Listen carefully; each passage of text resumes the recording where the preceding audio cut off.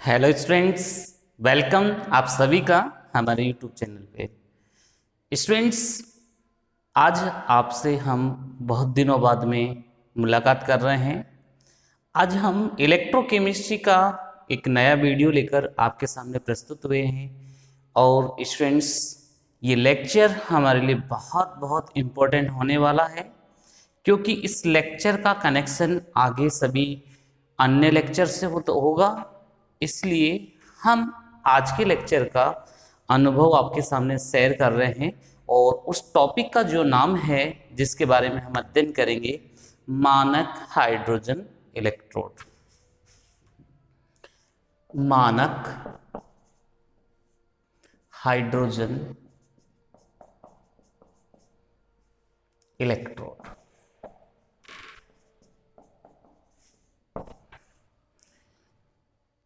Students, मानक hydrogen electrode को हम संदर्भ इलेक्ट्रोड के रूप में भी प्रयुक्त करते हैं। संदर्भ इलेक्ट्रोड के रूप में भी प्रयुक्त करते हैं। स्टूडेंट्स, इस मानक हाइड्रोजन इलेक्ट्रोड को इंग्लिश में हम स्टैंडर्ड हाइड्रोजन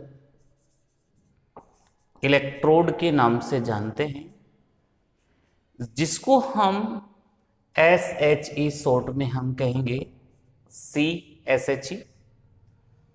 और संदर्भ इलेक्ट्रोड मीन्स होता है reference electrode. Reference electrode. Students, मानक हाइड्रोजन इलेक्ट्रोड बनता कैसे है, कैसी उपयोगी है, इसका नाम संदर्भ क्यों रखा गया, और इसका कंस्ट्रक्शन कैसे है, इसमें कौन कौन सी सेल अभिक्रियाएं होती है, इन सब के बारे में हम अध्ययन करने वाले हैं। पहली बात तो अगर हम समझे स्टूडेंट्स, तो इसमें मानक शब्द किसको बता रहा है? मानक शब्द बता रहा है मानक परिस्थितियों में।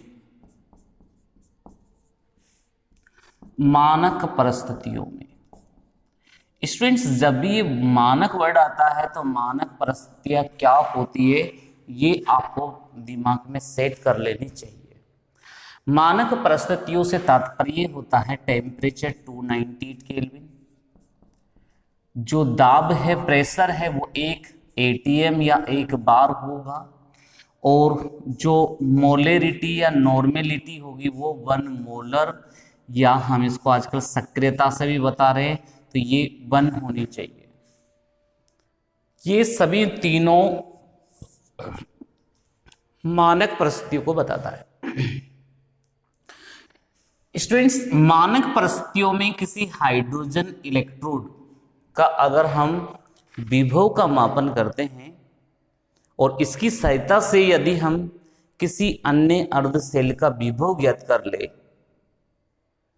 तो हम इसको संदर्भ इलेक्ट्रोड के रूप में प्रयुक्त करेंगे। स्टूडेंट्स देखिए, ये तो मैंने आपको बात बताई किसकी, ये शब्द क्या है उसके बारे में मैंने आपको बताया।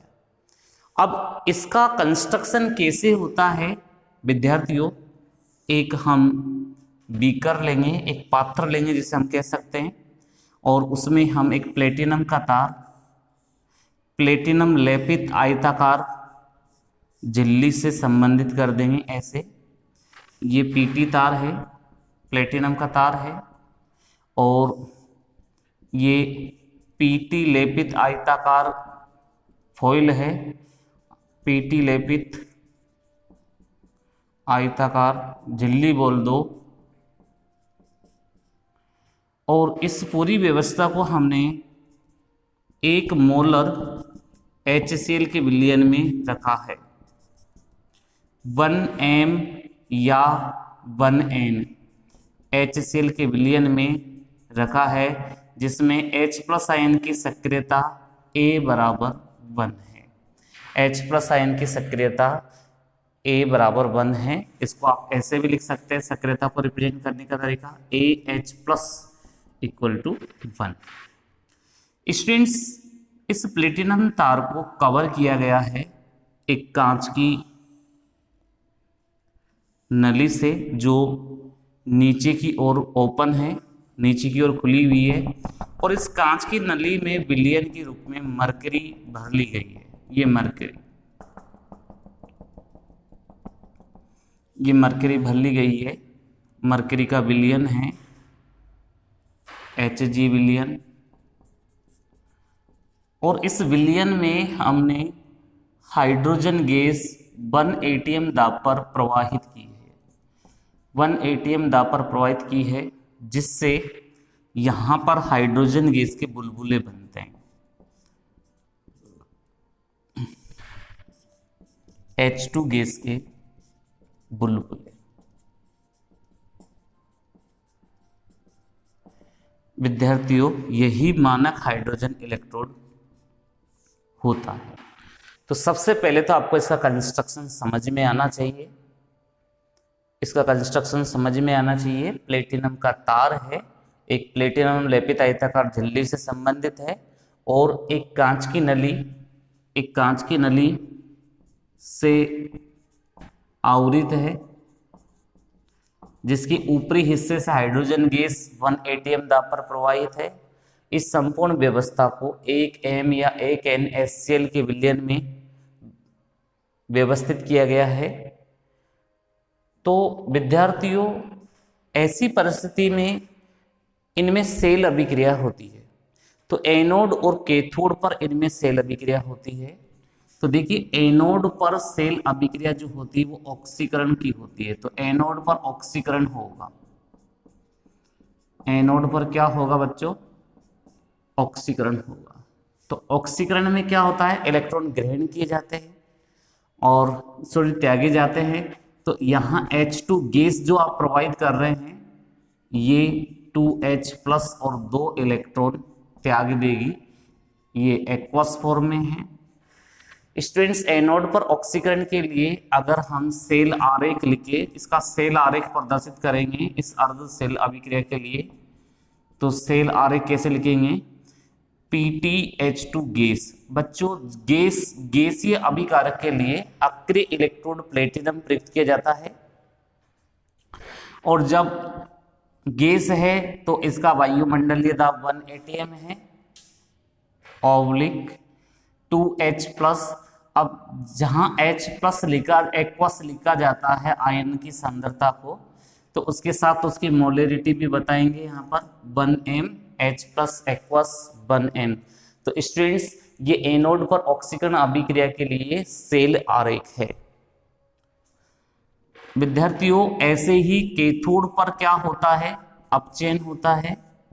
तो आप यहां लिखेंगे कैथोड पर अपचयन, और अपचयन में क्या होगा? जो 2H प्लस एक्वस है, ये 2 इलेक्ट्रॉन को ग्रहण करेगा और क्या बना देगा बच्चों? H2 गैस बना देगा। क्या बना देगा? H2 गैस बना देगा। और H2 गैस, अब देखिए, जैसे अपन ने एनोड पर ऑक्सीकरण के लिए सेल आरेख लिखा है, तो कैथोड पर अपचयन का भी हम क्या लिख सकते हैं? सेल आरेख लिख सकते हैं। तो देखिए, इसका सेल आरेख क्या होगा? H प्लस से स्टार्ट हुआ था, H plus aqueous, molarity 1m oblique H2 gas बनी है, तो P2H2 गैस और 1 atm। आप इसका सेल आरेख ऐसे रिप्रेजेंट कर सकते हैं। विद्यार्थियों, IUPAC के अनुसार इस मानक हाइड्रोजन इलेक्ट्रोड का जो सेल विभव है वो 0.00 वोल्ट निर्धारित किया गया है। तो बच्चों, IUPAC के अनुसार SHE का सेल विभव 0.00 वोल्ट निर्धारित किया गया है। 0.00 वोल्ट निर्धारित किया गया है। बच्चों, इस मानक हाइड्रोजन इलेक्ट्रोड का जब उपयोग किया जाता है तो इसके उपयोग में कठिनाई आती है, क्योंकि इलेक्ट्रोड के आसपास का जो विलयन होता है उसकी सांद्रता अगर बदलती है तो सांद्रता बदलने पर इसके सेल विभव बदलने की संभावना रहती है, इसलिए इसके स्थान पर और अन्य सेल भी संदर्भ इलेक्ट्रोड के रूप में प्रयुक्त किए जाते हैं। तो स्टूडेंट्स, जो अन्य सेल संदर्भ इलेक्ट्रोड के रूप में प्रयुक्त किए गए हैं, तो देखिए अन्य संदर्भ इलेक्ट्रोड जो प्रयुक्त किए गए हैं वो देखिए बच्चों, अन्य संदर्भ इलेक्ट्रोड एक तो होता है स्टूडेंट्स केलोमल इलेक्ट्रोड, केलोमल इलेक्ट्रोड, और दूसरा होता है silver chloride electrode, silver chloride electrode. दो इलेक्ट्रोड, एक तो केलोमल इलेक्ट्रोड होता है और दूसरा होता है students silver chloride electrode. Clear सभी को? तो ये क्योंकि इसके उपयोग में, एसएचजी के उपयोग में समस्या आती है, इनका उपयोग बहुत कठिन हो पाता है, इसलिए अन्य संदर्भ इलेक्ट्रोड के रूप में हम केलोमल का सूत्र होता है Hg2Cl2, और AgCl electrode silver chloride electrode. ये दो ऐसे सेल है जिनका उपयोग हम संदर्भ इलेक्ट्रोडों के रूप में करते हैं।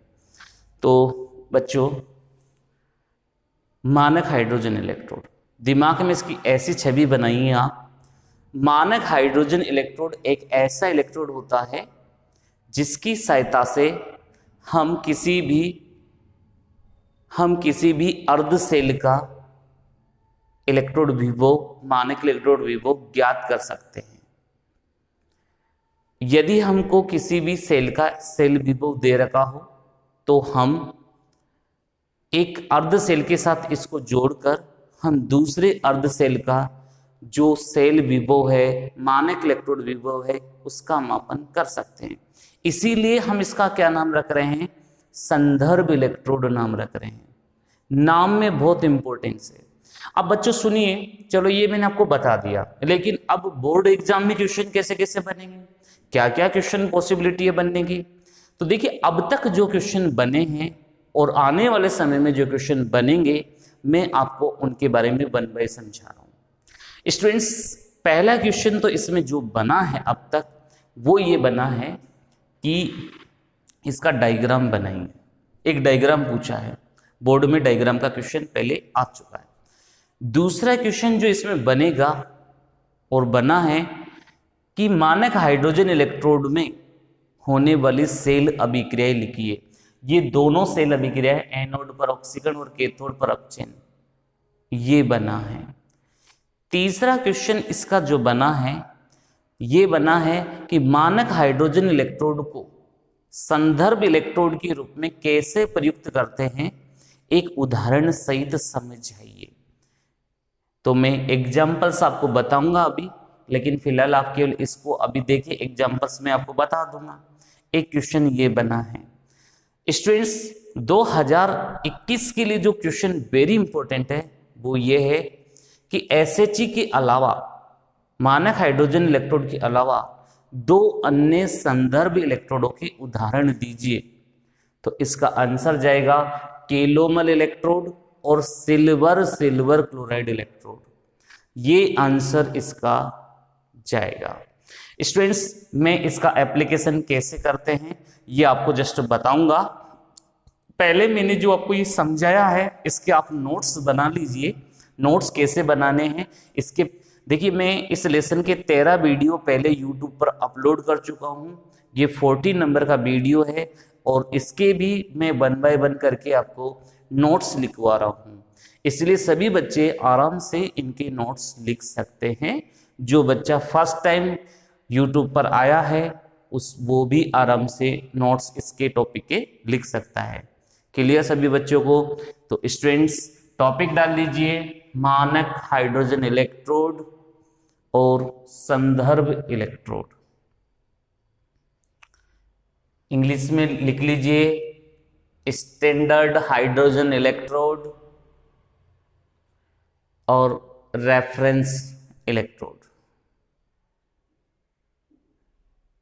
अब बच्चों इसके बारे में आप लिखिए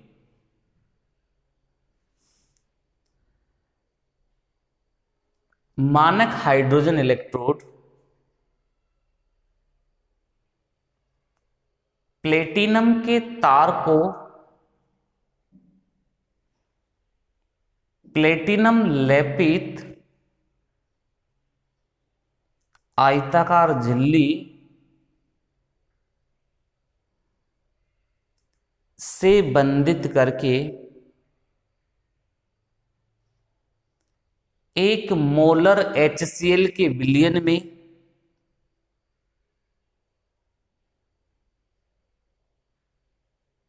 डुबो देते हैं तथा इस संपूर्ण व्यवस्था को एक कांच की नली से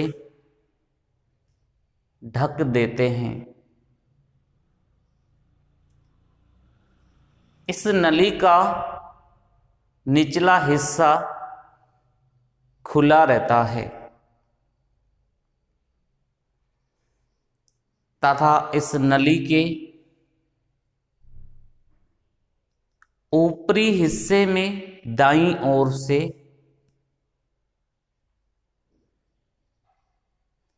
हाइड्रोजन गैस एक वायुमंडलीय दाब पर प्रवाहित की जाती है, जिससे विलयन में हाइड्रोजन गैस के बुलबुले बनते हैं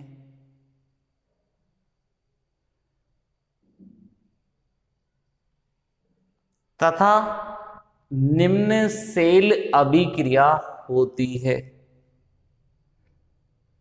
बच्चों डायग्राम आप बना लेंगे और फिर लिखेंगे सेल अभिक्रिया। सेल अभिक्रियाओं में बच्चों लिखो एनोड पर ऑक्सीकरण H2 गैस 2H+ 2 इलेक्ट्रॉन। फिर इसका ये सेल आरेख लिखेंगे। फिर कैथोड पर अपचयन लिखकर इसका ये सेल आरेख लिखेंगे।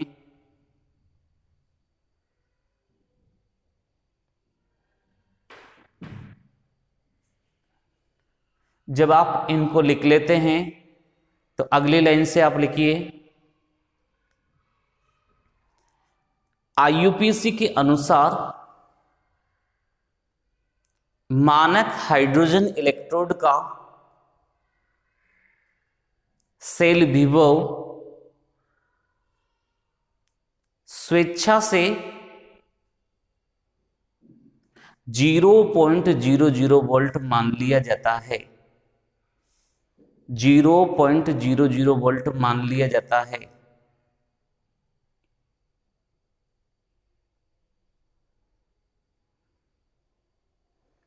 अब बच्चों नेक्स्ट लाइन से लिखना मानक हाइड्रोजन इलेक्ट्रोड का उपयोग किसी अर्ध सेल के साथ इसे जोड़कर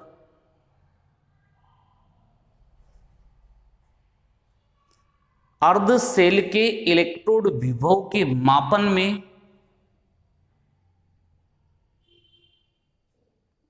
इसका उपयोग किया जाता है। अतः इसे संदर्भ इलेक्ट्रोड भी कहा जाता है। अतः इसे संदर्भ इलेक्ट्रोड भी कहा जाता है।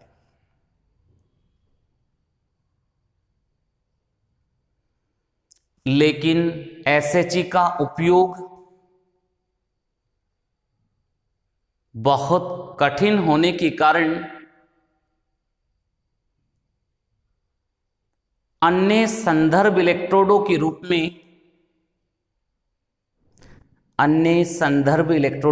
में केलोमल ब्रैकेट में सूत्र लिखे Hg2Cl2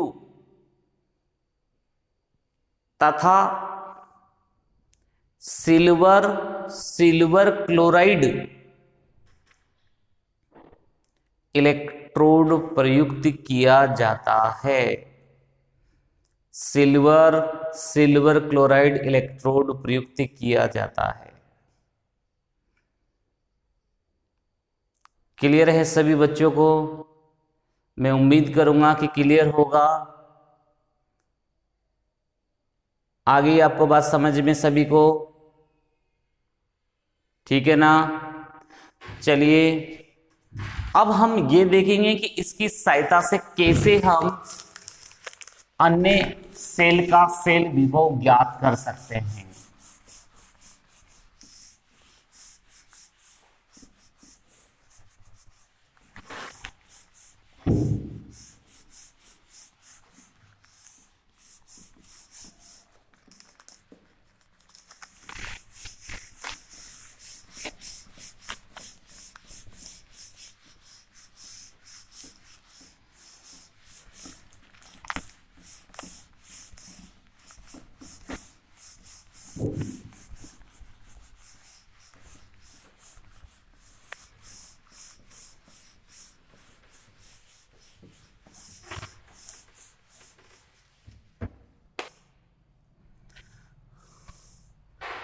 देखिए स्टूडेंट्स, आपके पास एक जिंक अर्ध सेल दे दी।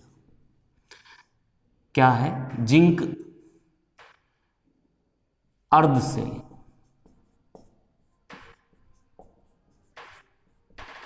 ठीक है ना? अब इसका हमको सेल विभव ज्ञात करना है। तो देखिए एसएच की सहायता से जिंक अर्ध सेल का सेल विभव ज्ञात करना। सेल विभव ज्ञात करना।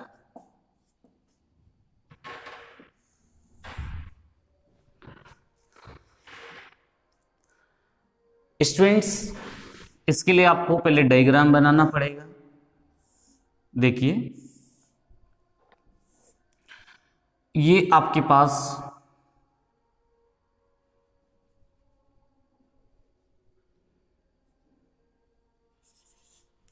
एसएचई है,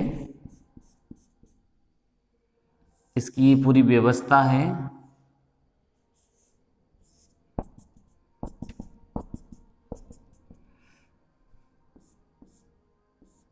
हाइड्रोजन गैस वही 1 एटीएम दाब पर प्रवाहित हो रही है और मरकरी इसमें भरी हुई है, ये 1 NaCl। अब स्टूडेंट्स, आपके पास इसका सेल विभव पहले से ही पता है कि 0.0 वोल्ट होता है। अब आप इससे जिंक धातु को जिंक सल्फेट के विलयन में डुबो दीजिए।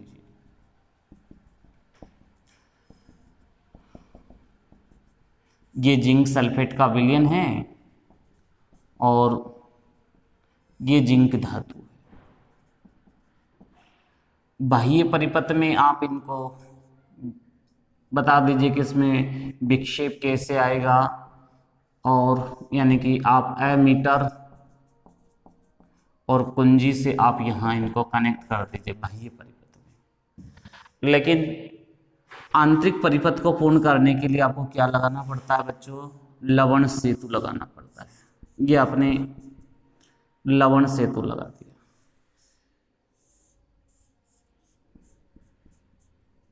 ये आपने लवण सेतु इसमें लगा दिया।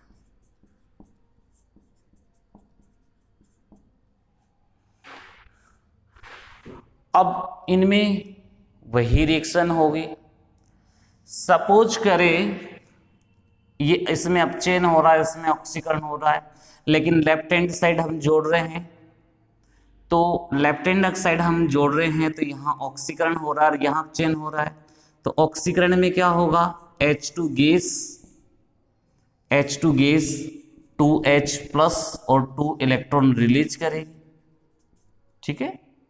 और यहाँ अपचयन में क्या होगा? जिंक 2 प्लस 2 इलेक्ट्रॉन को गेन करके क्या बनाएंगे? जिंक बनाएंगे, यानी कि ये तो मानक अपचयन विभव का रोल प्ले कर सकता है, मानक अपचयन विभव, जिसको रिप्रेजेंट करेंगे ई नॉट जिंक 2+2 जिंक। ये ज्ञात करना हमको, ये पता नहीं है, लेकिन EH2/H+ ये हमको पता है, इसकी वैल्यू 0.00 वोल्ट है। और विद्यार्थियों, इस संपूर्ण व्यवस्था का जो सेल विभव हमको दे रखा है, उस सेल विभव का जो मान है, उस सेल विभव का मान यानी कि ई नॉट सेल दे रखा है 0.76 volt, 0.76 volt E naught cell का मान। ये हमको क्वेश्चन में गिवन है ई नॉट सेल। तो हमको इस अर्ध सेल का मानक अपचयन विभव ज्ञात करना है। तो हम मानक अपचयन विभव कैसे ज्ञात करेंगे? तो देखिए, ई नॉट सेल बराबर क्या होता है, E naught cathode minus E naught anode. ठीक बच्चों, अब देखिए, ई नॉट कैथोड, कैथोड पर क्या होता है, अपचयन होता है, और एनोड पर क्या होता है, ऑक्सीकरण होता है। आगे बात समझ में? तो यहां पर इसका मान कितना दे रखा है, यानी कि बेसिकली तो ई राइट माइनस ई लेफ्ट ऐसे लिखते हैं, ई राइट माइनस ई लेफ्ट। और ये कैथोड होता है और ये क्या होता है, एनोड होता है। इसका मान हमको पता नहीं है, इसका मान हमको पता नहीं है, तो इसका मान पता नहीं है तो इसका मान हमको ज्ञात करना है। ई नॉट कैथोड पता नहीं है, लेकिन ई नॉट सेल कितना दे रखा है, 0.76 वोल्ट दे रखा है। ये 0.76 वोल्ट हमको दे रखा है। देखिए ई नॉट, लेकिन E naught anode, E naught anode का मान कितना है, एनोड पर क्या होता है, ऑक्सीकरण, और ई नॉट एनोड का मान कितना दे रखा है, 0।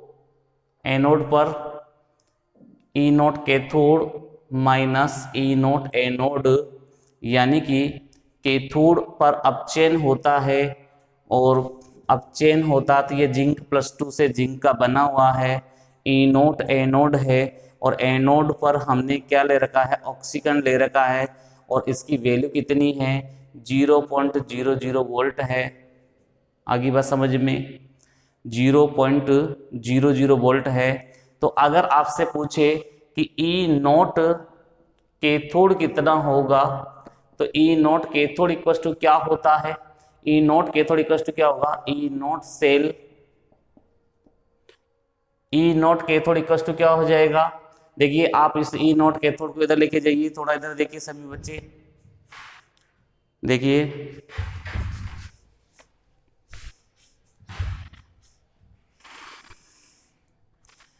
ई नॉट कैथोड हमको ज्ञात करना है, तो ये हो जाएगा E naught cell plus E naught anode. तो ई नॉट कैथोड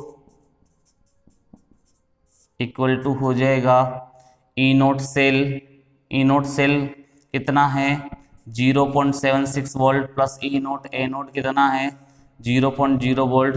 तो ई नॉट कैथोड, कैथोड पर अपचयन होता है, तो ये आ जाएगा 0.76 वोल्ट। लेकिन स्टूडेंट्स, ये वैल्यू माइनस में आनी चाहिए, ये वैल्यू किस में आनी चाहिए, माइनस में आनी चाहिए। तो अब ये वैल्यू माइनस में आनी चाहिए, तो हमको एक परिवर्तन आपको यहाँ करना पड़ेगा स्टूडेंट्स, हमको यहाँ जिंक को ऑक्सीकृत ही करना पड़ेगा, जिंक को ऑक्सीकृत करना पड़ेगा, तभी वैल्यू हमारी चेंज होगी। और यहाँ पर स्टूडेंट्स हमको क्या करना पड़ेगा, ऑक्सीकरण की जगह पर अपचयन करना पड़ेगा, यानी कि 2H+ और 2 इलेक्ट्रॉन से क्या बन जाएगा, H2 गैस। तो अब आपके पास ये तो हो गया अपचयन और ये हो गया ऑक्सीकरण। तो स्टूडेंट्स, ई नॉट जिंक से जिंक 2+ ज्ञात करना है, पता नहीं है, और ई नॉट H+ से H2 इक्वल टू, देखिए मैं आपको ऐसे क्यों बता रहा हूं, क्योंकि आप दोनों तरीके से यूज कर सकते थे, दोनों तरीके से आप यूज कर सकते थे, लेकिन जिंक अधिक सक्रिय धातु है हाइड्रोजन की तुलना में, इसलिए केवल जिंक का हम क्या करेंगे, ऑक्सीकरण, क्योंकि एसएचई में तो दोनों काम होते हैं, एसएचई में तो दोनों काम होते हैं, ऑक्सीकरण भी होता है, अपचयन भी होता है, इसलिए हम दोनों तरीके से आपको समझा रहे हैं।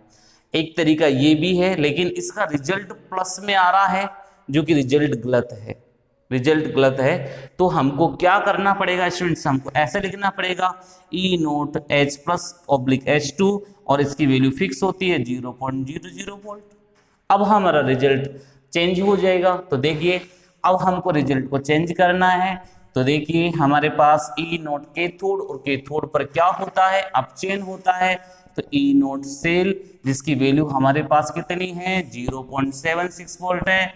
E नोट कैथोड, कैथोड की वैल्यू कितनी है, 0.00 वोल्ट है, 0.00 वोल्ट है। माइनस E नोट एनोड हमको ज्ञात करना है, और E नोट एनोड हमारा किससे बना हुआ है, जिंक से, जिंक 2+ का बना हुआ है, ये बना हुआ है। तो बच्चों E नोट जिंक से जिंक 2+ अब किस में आ जाएगा, माइनस में आ जाएगा, 0.76 वोल्ट। तो बच्चों इस तरीके से हम यहां चेक करते हैं कि अगर यदि हमको एक अर्ध सेल का ऑक्सीकरण विभव या अपचयन विभव ज्ञात करना है, तो हम हाइड्रोजन इलेक्ट्रोड को जोड़कर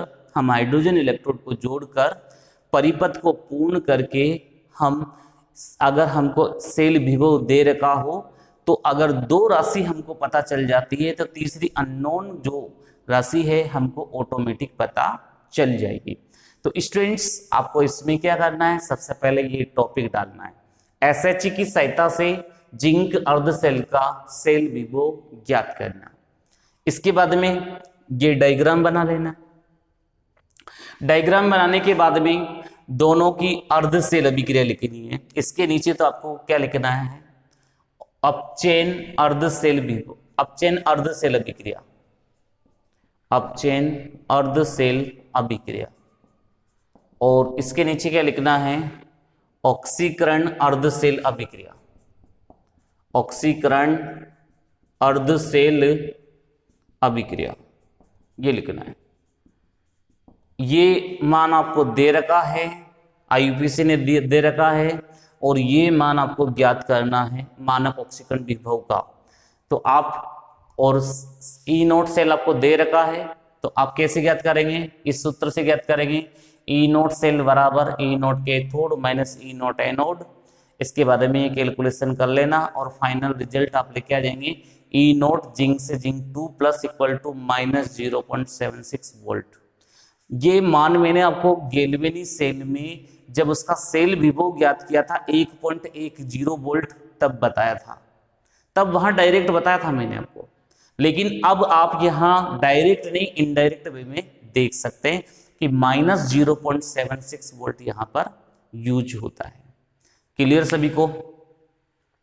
तो स्टूडेंट्स एक बार आप इसको देखिए, इसमें क्या करना है, टॉपिक डालना है, डायग्राम बनाना है, ये नीचे रिएक्शंस है, ये ऐसे कैसे लिखनी है, फिर ई नोट सेल आपको ऐसे कैसे कैलकुलेट करना है।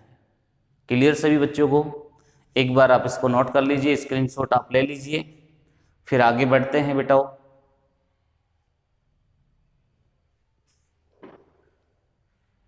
ठीक है, तो अब हम आगे की ओर प्रस्थान करते हैं। सबसे सिंपल मेथड है, इससे सिंपल मेथड नहीं होगा। हमको एक का मान दिया रखा होगा, दूसरे का मान हमको ज्ञात करना है, उस हिसाब से हम ज्ञात कर सकते हैं। अब देखिए बेटाओ,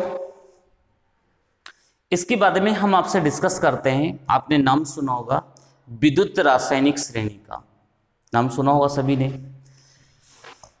अब आपकी कोर्स में तो इसको केवल टेबल ही बना के रह गए, विद्युत रासायनिक श्रेणी, बहुत अच्छा टॉपिक, और बहुत क्वेश्चंस इससे बनते हैं।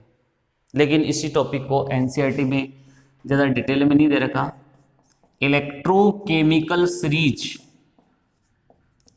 बोर्ड पैटर्न के हिसाब से एक अच्छी सीरीज है, जिसको हम प्यार से शॉर्ट एंड स्वीट में ECS कहते हैं, इलेक्ट्रोकेमिकल सीरीज कहते हैं। स्टूडेंट्स 10th क्लास में छोटी क्लास में आपने इसको एक अदर नाम से लॉलीपॉप देके आपको समझाया था, सक्रियता श्रेणी के नाम से, याद है आपको? कि कहते थे कि ये अधिक क्रियाशील धातु है, ये कम क्रियाशील धातु है, ये अधिक क्रियाशील धातु कम क्रियाशील धातु को उसकी यौगिक में से हटा देगी, ये इसका प्रतिस्थापन कर देगी, ये इसका विस्थापन कर देगी। ऐसे कह के आपको डराते थे और कहते थे ये बहुत पावरफुल है, ये कम पावरफुल है, लेकिन वहां बेस नहीं होता था। कहते थे होता है तो होता है। अब आप भी मानते थे उस समय, क्या करें, आपकी भी मजबूरी थी, आप भी कुछ नहीं समझते थे। लेकिन आज वो दौर नहीं है, अब आपको समझना पड़ेगा। विद्युत रासायनिक श्रेणी इलेक्ट्रोकेमिकल सीरीज, वह श्रेणी, अगर डेफिनेशन को देखें तो सब क्लियर हो जाएगा। वह श्रेणी जिसमें तत्वों को उनके मानक इलेक्ट्रोड विभव, अगर मैं एक मानक इलेक्ट्रोड विभव की जगह पे मानक अपचयन विभव भी बोलूं तो बिल्कुल गलत नहीं होगा। तो वह श्रेणी जिसमें तत्वों को उनके मानक अपचयन विभव या मानक इलेक्ट्रोड विभव के बढ़ते हुए क्रम में व्यवस्थित किया जाता है, तो जो श्रेणी हमको प्राप्त होती है उसे हम विद्युत रासायनिक श्रेणी कहते हैं, इलेक्ट्रोकेमिकल सीरीज कहते हैं। तो मुझे लगता है, उम्मीद है मुझे आपसे कि जरूर आपको डेफिनेशन समझ में आई होगी, लेकिन डेफिनेशन को हम पहचाने, एप्लीकेटेड करें तब और अच्छा समझ में आएगा। स्टूडेंट्स, इसमें 3 तरह के मान होते हैं। मानक इलेक्ट्रोड विभव के 3 तरह के मान होते हैं तत्वों के, उनकी धातु आयन किस तरीके से अपचयित होते हैं, क्योंकि मानक अपचयन विभव के आधार पर ही इस श्रेणी को व्यवस्थित किया गया है। तो यहां अपचयन के आधार पर ही हम पूरी प्रक्रिया को समझेंगे। तो इसमें 3 तरह के मान है, एक ऋणात्मक है, एक धनात्मक है और शून्य है। ऋणात्मक, धनात्मक और शून्य 3 तरह के मान यहां पर है। यहां हाइड्रोजन से ऊपर और हाइड्रोजन से नीचे, क्योंकि अभी जस्ट मैंने आपको पढ़ाया कि मानक हाइड्रोजन इलेक्ट्रोड का जो सेल विभव है वो 0.00 वोल्ट है। 2H+2 इलेक्ट्रॉन ग्रहण करके H2 गैस बनाएगा, तो इसका मानक अपचयन विभव का मान 0.00 वोल्ट है। इससे ऊपर और इसके नीचे आने वाले तत्वों की व्यवस्था को हम यहां देखेंगे। स्टूडेंट्स, मैं इसको 2 तरीके से आपको समझा रहा हूं। कुछ तत्वों के बारे में मैं आपको समझाऊंगा, उनके मानक इलेक्ट्रोड विभव से संबंधित आपसे चर्चा करूंगा। तो देखिए, सेलेक्टेड के आपको मानक इलेक्ट्रोड विभव याद करने हैं। जैसे मैं कहूं आपसे कि हाइड्रोजन के ऊपर कुछ तत्व आते हैं, तो उनके बारे में आपको बता देता हूं। लेके 12 सरदार का नाम, लेके 12 सरदार, यानी कि लिथियम, पोटेशियम, बेरियम, स्ट्रोंशियम, लेके 12 सरदार का नाम कन्या, CANA का मतलब है कन्या, कैल्शियम सोडियम, कन्या मंगालो MgL, कन्या मंगालो मनोरंजक,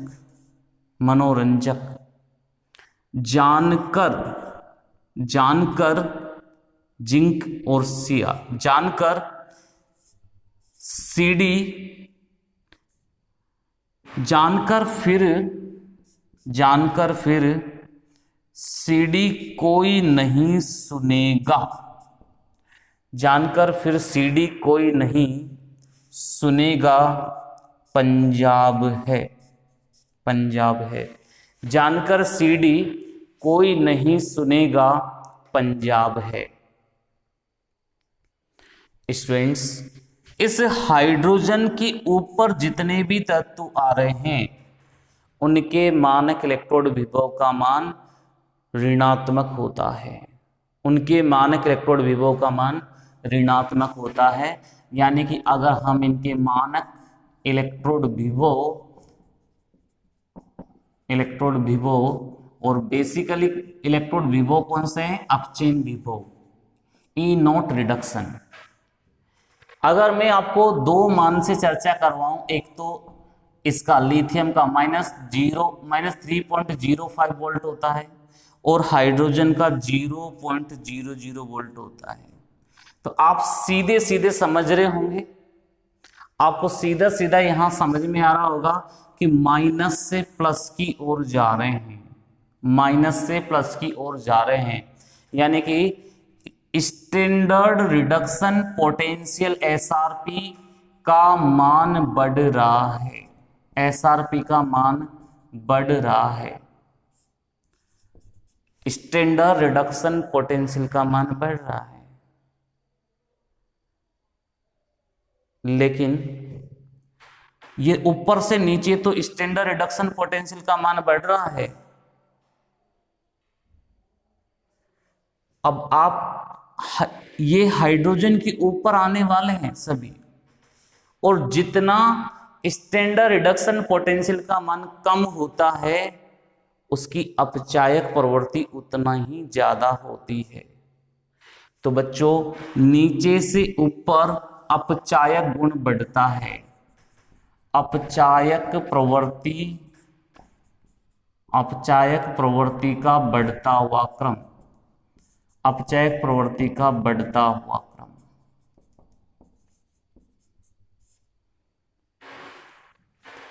students, lithium, potassium, barium, strontium, अगर मैं इन सब पूरे तत्वों में आपसे बात करूं कि सर्वाधिक प्रबल अपचय कौन है, प्रबलतम अपचय तत्व कौन सा है, तो लिथियम क्या यहां पर प्रबलतम अपचायक है। लिथियम क्या यहां पर प्रबलतम अपचायक है। आगे बात समझ में। अगर हम इनकी बात करें के लिए लिथियम प्रबलतम अपचायक है स्टूडेंट्स, अगर इनके मानों की बात करें, जैसे लिथियम का -3.05 वोल्ट है तो इसके अगले वाले का -2.93 वोल्ट है। ये लिथियम है। अब देखिए लिथियम कैसे बना, लिथियम +1 एक इलेक्ट्रॉन ग्रहण करके लिथियम धातु बना रहा है, इस तरीके से अपचयित हो रहा है बेटा। लिथियम धातु में इस तरीके से अपचयित हो रहा है, जिसका मान कितना है, मानक इलेक्ट्रोड विभव का -3.05 वोल्ट।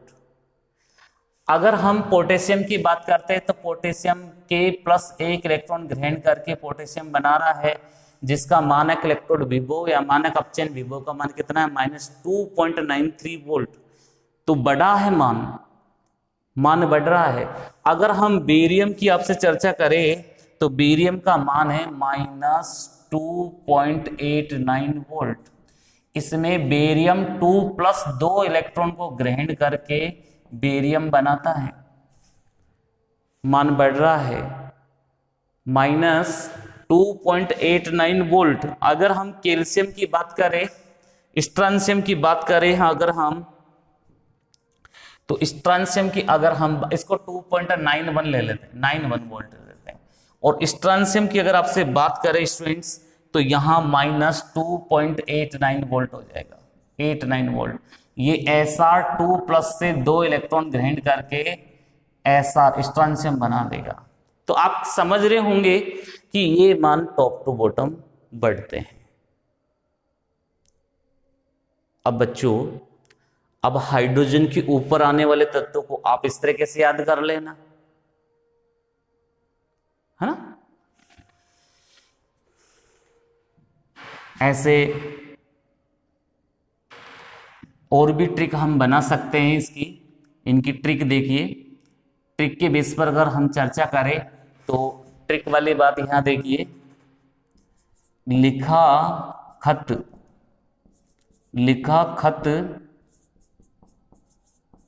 बालम सरकार को, बालम मतलब अपने पति को, लिखा खत बालम सरकार को काना मतलब उनका बच्चा है, काना काना मांगे, काना मांगे ओल मनी, पूरा धन। काना मांगे ओल मनी, फिर देखिए जानकर, जानकर फिर, जानकर फिर सिर दर्द,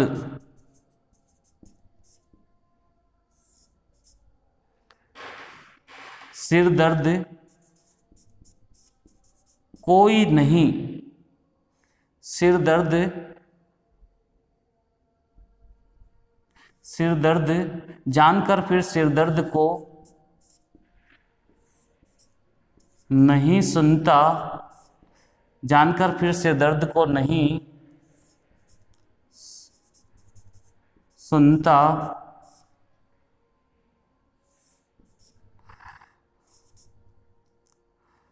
सुनता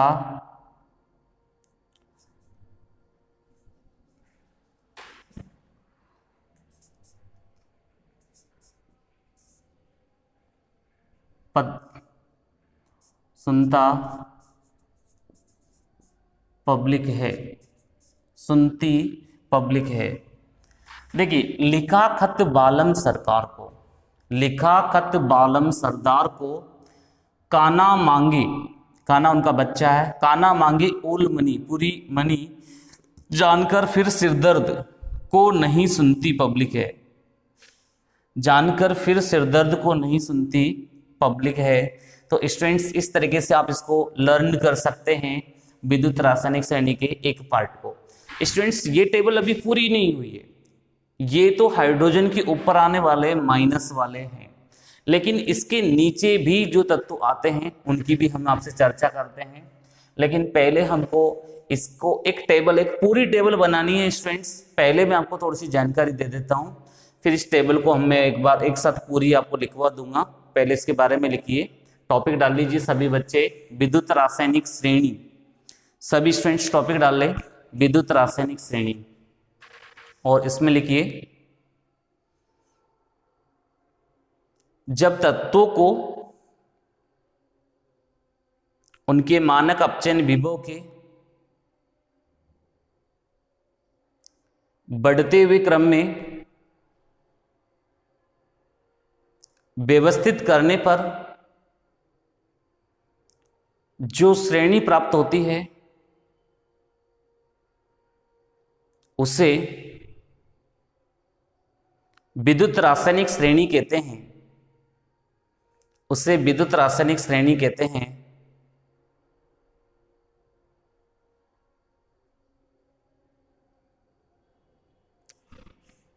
इस श्रेणी की प्रमुख विशेषताएं निम्न हैं, इस श्रेणी की प्रमुख विशेषताएं निम्न हैं। विशेषता नंबर 1 लिखिए, इस श्रेणी में तत्वों को, इस श्रेणी में तत्वों को मानक अपचयन विभव के बढ़ते हुए क्रम में व्यवस्थित किया जाता है, तो ऋणात्मक, शून्य व धनात्मक मान प्राप्त होते हैं।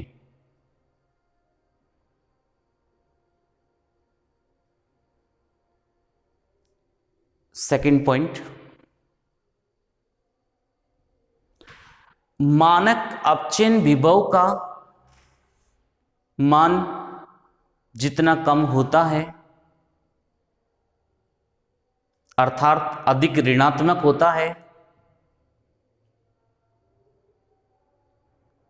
वह उतना ही प्रबलतम अपचायक होता है, वह उतना ही प्रबलतम अपचायक होता है जैसे लिथियम, जैसे लिथियम। नेक्स्ट पॉइंट लिखिए, थर्ड पॉइंट,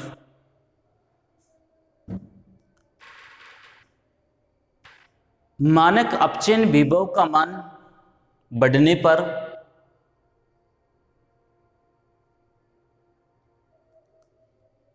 पर ऑक्सीकारक गुण बढ़ता है, जैसे F2 fluorine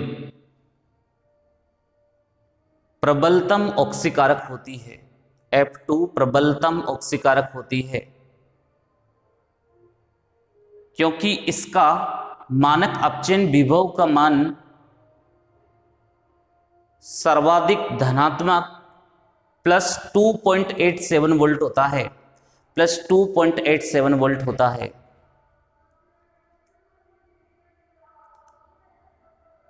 next 4th number की विशेषता लिखो बच्चों। 4th नंबर की, इस श्रेणी में हाइड्रोजन के ऊपर आने वाले सभी तत्व अधिक क्रियाशील होते हैं।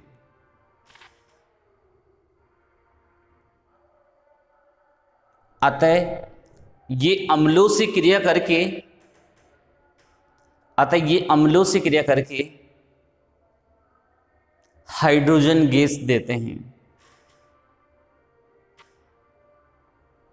जबकि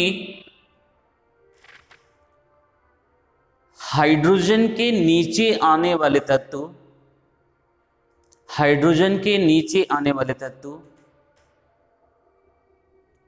कब क्रियाशील होते हैं?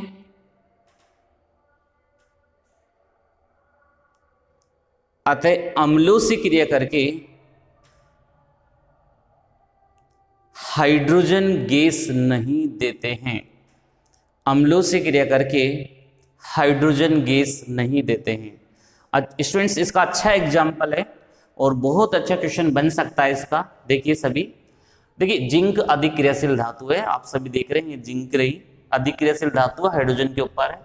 अम्लों से क्रिया करी इसने, H2SO4 से क्रिया करी, तो इसने बनाया जिंक सल्फेट प्लस हाइड्रोजन, ये बना दिया। स्टूडेंट्स, लेकिन अगर कॉपर की H2SO4 से क्रिया करे और हाइड्रोजन गैस निकले, ये नहीं होगा, क्योंकि कॉपर हाइड्रोजन के नीचे आने वाली धातु है। कॉपर हाइड्रोजन के नीचे आने वाली धातु है, तो ये हाइड्रोजन गैस तो नहीं देगी, लेकिन देगी क्या? ये देगी copper sulphate SO2 plus H2, ये उत्पन्न करेगी बेटा। 2 जल के अणु निकल जाएंगे, कॉपर सल्फेट है, 2 सल्फेट है, 1 कॉपर है, 4 हाइड्रोजन है, 4 हाइड्रोजन है, 2 सल्फर है, 1 सल्फर यहाँ, 1 सल्फर यहाँ, ऑक्सीजन 8 है, तो देखिए 4 यहाँ, 2 यहाँ, 2 यहाँ। तो बच्चों देखिए SO2 गैस निकली है, हाइड्रोजन गैस नहीं निकली। कौन सी गैस निकली है? SO2 गैस निकली है। तो स्टूडेंट्स, ये दोनों रिएक्शन उस पॉइंट में आप लिख सकते हैं। तो ये जिंक तो क्या है? अधिक क्रियाशील है, और कॉपर क्या है? कम क्रियाशील है। कॉपर क्या है? कम क्रियाशील है। नोट कर लीजिएगा ऐसे कैसे। और अब नेक्स्ट पॉइंट लिखिए स्टूडेंट्स,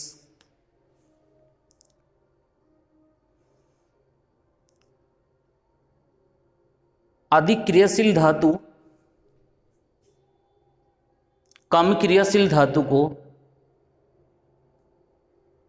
उसकी यौगिक में से विस्थापित कर देती है, उसकी यौगिक में से विस्थापित कर देती है। देखिए ये भी बहुत अच्छा टॉपिक है। कम क्रियाशील धातु अधिक क्रियाशील धातु को उसकी यौगिक में से, नहीं, अधिक क्रियाशील धातु कम क्रियाशील धातु को उसकी यौगिक में से विस्थापित कर देती है। फॉर एग्जाम्पल मैं जिंक और कॉपर का लेता हूं। जिंक प्लस कॉपर सल्फेट की रिएक्शन करोगे तो जिंक कॉपर को रिप्लेस कर देगी, जिंक सल्फेट प्लस कॉपर बन जाएगा, जिंक सल्फेट प्लस कॉपर बन जाएगा।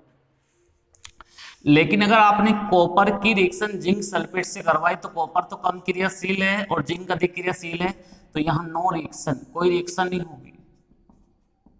आगे बात समझ। अब क्रियाशीलता का पता कैसे चले? जैसे मैं आपसे कहूं, मैं क्रोमियम और एल्यूमिनियम का एग्जाम्पल लूं, ये दोनों एग्जाम्पल लूं, है ना। अब इसमें जिसका मानक इलेक्ट्रोड विभव का मान कम है वो ज्यादा क्रियाशील है, और जिसका मानक इलेक्ट्रोड विभव का मान ज्यादा आ रहा है वो कम क्रियाशील है। तो देखिए मैं कहूं आपसे इस, ये तो एग्जाम्पल नंबर फर्स्ट हो गया, अब एग्जाम्पल नंबर सेकंड और देख लीजिए स्टूडेंट्स।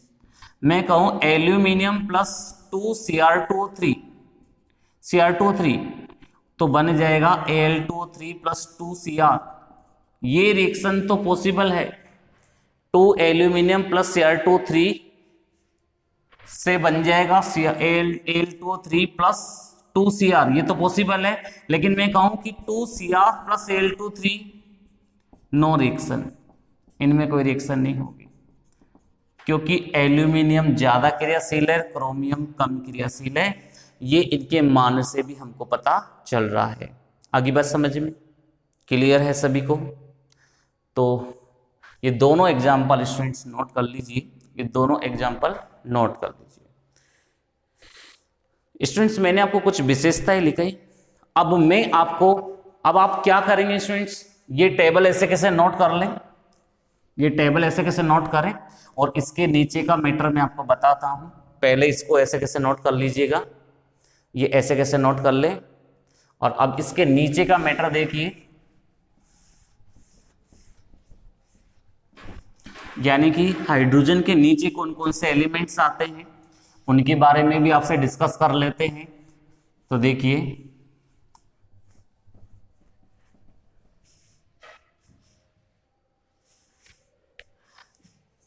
उन एलिमेंट्स के बारे में आपसे डिस्कस कर रहा हूं मैं। क्यों आए होंगे आज, क्यों आए होंगे आज।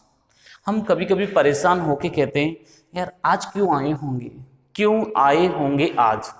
स्टूडेंट्स यहाँ जो Hg है ना वो 2 बार आता है, Hg जो होता है वो 2 बार आता है, वो आपको ध्यान रखना है। Hg 2 बार आता है क्योंकि Hg2+ से भी जाता है और Hg2 से हो जाता है। तो क्यों आए होंगे आज, बारात कल आएगी फिर, बारात कल आएगी फिर। मोस्टली इन एलिमेंट्स को आप याद करें, सिंपली मैं सिंपली बता रहा हूं। प्लेटिनम भी आता है, N2 भी होता है, O2 भी होता है होने को तो, लेकिन मोस्टली अगर आप याद करें तो इन एलिमेंट्स को इस ऑर्डर में याद करें। क्यों, अब देखो ट्रिक बता देता हूं मैं।